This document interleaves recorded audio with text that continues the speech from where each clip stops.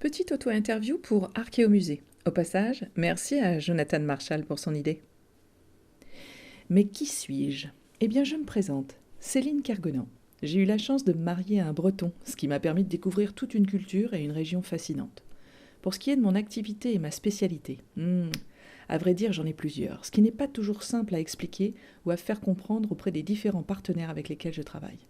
Avant tout, je suis archéologue, de la team médiéviste. Et même si au départ le Moyen-Âge était ma spécialité, c'est la médiation en archéologie qu'il est devenu au fil des ans et des expériences.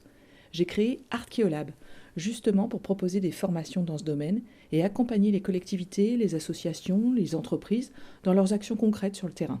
Je suis donc devenue chef d'entreprise. Je suis aussi enseignante en médiation du patrimoine à l'Université de Rennes 2 et à l'Université de Bretagne occidentale, en licence et en master. Je dirige chaque année une dizaine d'étudiants. En parallèle à ces diverses activités, je suis autrice d'ouvrages jeunesse consacrés au patrimoine et à l'archéologie. Animatrice radio, je réalise un podcast qui s'appelle Truelle et sac à dos, consacré à la médiation en archéologie. Et depuis peu, je suis chargée de promotion touristique sur mon territoire centre-breton. J'ai choisi le double cursus Histoire et Histoire de l'art côté parcours, juste après le bac. Et j'ai pris l'option archéologie en master. En même temps, j'ai passé l'examen de guide conférencier et je travaillais pour les éditions Floïc à l'écriture de l'inventaire du patrimoine des communes. J'ai aussi eu des petits contrats à la fin et j'ai rapidement compris que fouiller ne me suffisait pas. Il fallait que je puisse transmettre. J'ai donc repris une formation en valorisation du patrimoine. À l'époque, il y en avait très peu.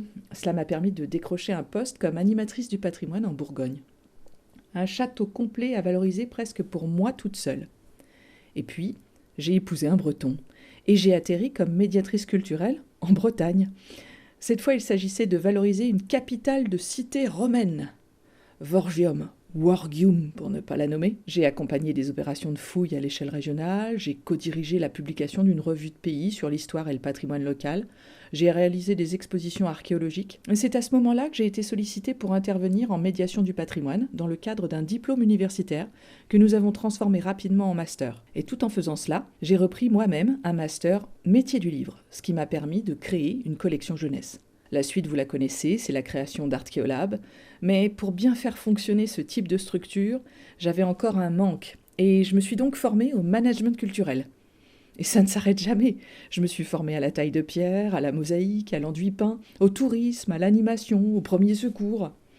Et avec tout ça, pourquoi l'archéologie, me direz-vous ? Et quelle expérience marquante ! Eh bien, bonne question. Pour y répondre, il faut remonter loin dans le temps. Enfin, pas trop non plus. J'avais 3 ans lorsque j'ai annoncé à mes parents que je serais chirurgienne. Et la réponse qui m'a été faite était des plus surprenantes. Mais ça n'existe pas, les femmes chirurgiens. Ah, qu'un cela ne tienne, je serais vétérinaire. Mais où est le rapport, me direz-vous encore ? Eh bien, sachez que je suis du genre têtu et qu'après avoir annoncé haut et fort que je serais vétérinaire, il était hors de question de changer d'idée, de dire autre chose. Mais c'était sans compter sur José Gómez de Soto, directeur de recherche au CNRS, spécialiste de la protohistoire, que j'ai rencontré quelques années plus tard et qui m'a laissé découvrir ce qu'était un chantier de fouilles et le métier d'archéologue. Autant vous dire qu'après avoir bataillé pour faire du latin et une filière scientifique, au final, c'est l'histoire, dans tous les sens du terme, qui l'a emporté. Et mon vrai bonheur a été de retrouver cet admirable archéologue comme professeur en licence. L'archéologie ne m'a plus jamais quitté après cela. Et pour la suite, eh bien ça continue. Je reprends mes études cette année avec un master en épistémologie, histoire des sciences et techniques. Et j'ai bien évidemment une idée derrière la tête, un sujet de recherche qui devrait me tenir jusqu'en thèse, la médiation en archéologie. Et en Bretagne, bien sûr. Merci de m'avoir écouté.